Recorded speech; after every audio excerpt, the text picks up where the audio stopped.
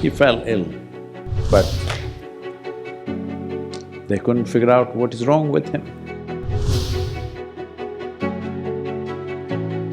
Then he saw a man with a very long face, in great misery and angst.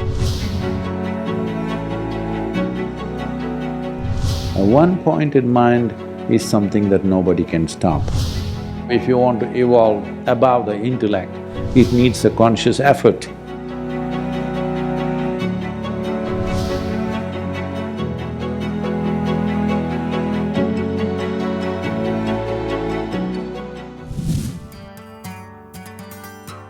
$500 years ago, there was a city of my forefathers who were kings in that area.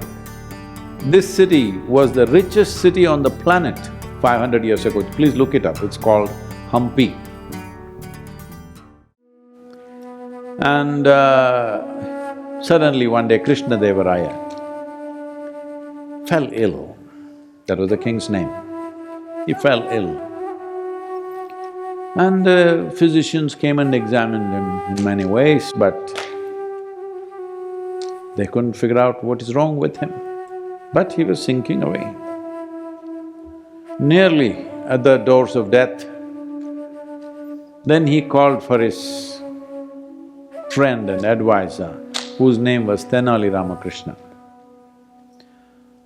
Tenali came, and he's no physician.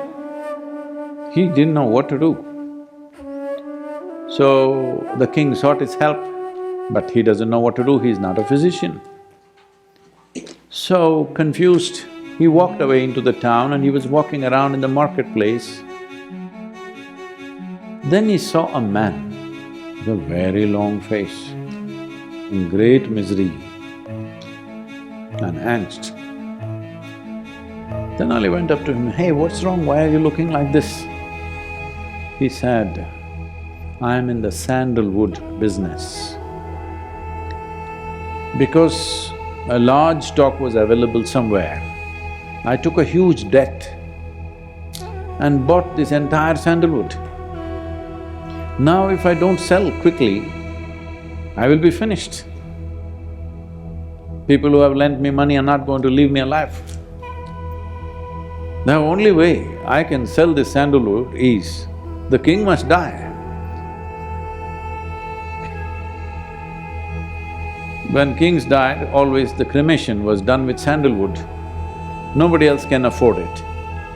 So he said, "Unless the king dies, I'm finished." Tenali looked at him, the intensity of his misery and angst. He said, "Wait a minute." He went home, got the money and he bought all the sandalwood. The man was very happy and the king recovered.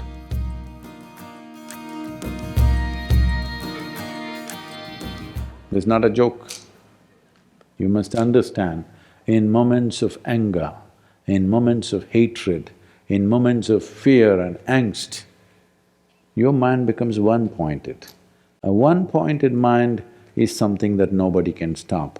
Right now, everybody is in this mode, can't point at anything. Because of that, it's one big confusion. If you have a one-pointed mind, there is nothing which can stop that. This was one of the important aspects of Gautama's expression, that he brought this into people's lives. You can take charge of your life if you take charge of your mind. I'm asking you also, if you take charge of your psychological process, you being blissful, is it a challenge? No. You're trying to take charge of somebody else's mind.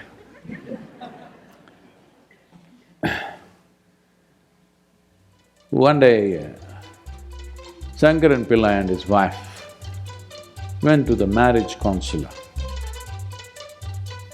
So Shankaran Pillai introduced and said, "We really have a wonderful marriage because we have such a fantastic partnership, and I'm the silent one."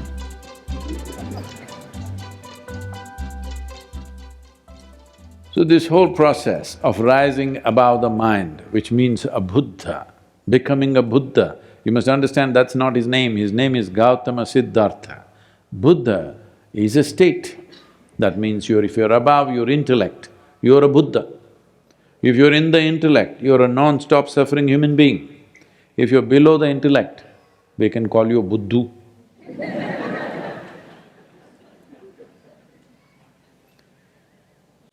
So, as evolution, as creatures, we were below the intellect.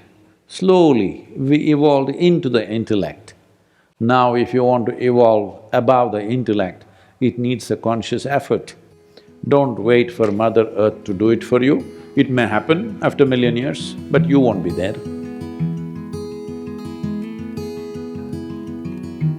You should download an app that we have, it's a free app, anybody can download, it's called Sadhguru app. Here there is a practice called Isha Kriya.